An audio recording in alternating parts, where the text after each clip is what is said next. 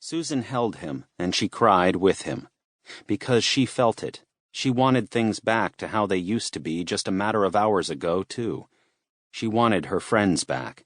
She wanted to be on holiday right now, enjoying the sun. But then there was another side to all this. The truth was, had she really had a good life before this? Not to say she didn't miss her friends. They weren't the problem. She was her own problem. Her desire to reach the top of her social standings were her problem. If she'd just relaxed, been herself, stopped trying to be something else, she knew she would have been happier. She knew she would have been kinder. "No matter what happens," Susan said, "no matter what it takes, I'm going to take care of you. I'm going to keep you safe. I promise.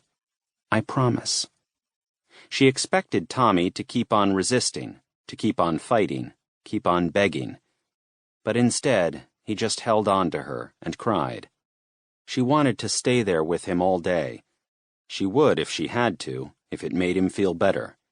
But on the other hand, she knew she needed to get him back to the road. She needed to tell the others what was going on, what had happened. She looked over at Dr. Newman Khalil, and she felt her stomach sink. He'd done so much for her in the short time she'd known him. He'd made her realize she was stronger than she ever believed, that it was important to put others first when in times of crisis. He'd made her reassess everything. She looked past him, tears in her eyes, and then she saw Logan. His eyes were open. He was looking right at her, breathing heavily. She wanted to leave him.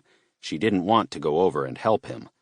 But at the same time, she knew she had to, because she couldn't just leave him there, not after everything he'd done to help. She patted Tommy on his back. "I'll just be a sec."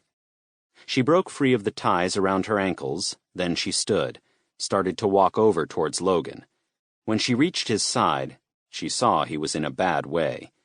His back had been stabbed multiple times. He was bleeding, not too heavily, but badly all the same. He looked up at Susan, half smile on his face. "What are you doing out here?" Susan asked. She had to keep as cold as possible. She couldn't forget who Logan was. Logan the butcher. The things he'd done.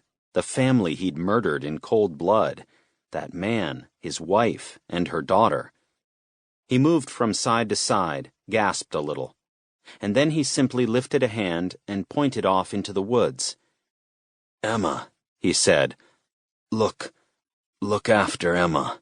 That's all that matters." Susan frowned. She lifted her head, looked off into the woods, but she couldn't see anyone in sight. Who was Emma? Where was Emma? And why did Logan care so much about her? "Where's—" She looked back down and saw Logan had passed out. She felt caught in two minds then. On the one hand, she thought it might be best to just leave Logan here. He'd helped her.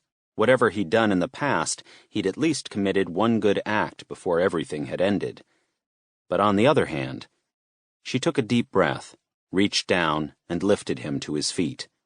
He stood up, weak, balancing on her shoulder a lot, but alive, conscious. "Come on," Susan said.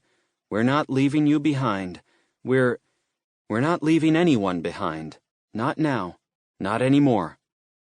She walked to the edge of the woods, Logan holding onto her shoulder, Tommy by her side.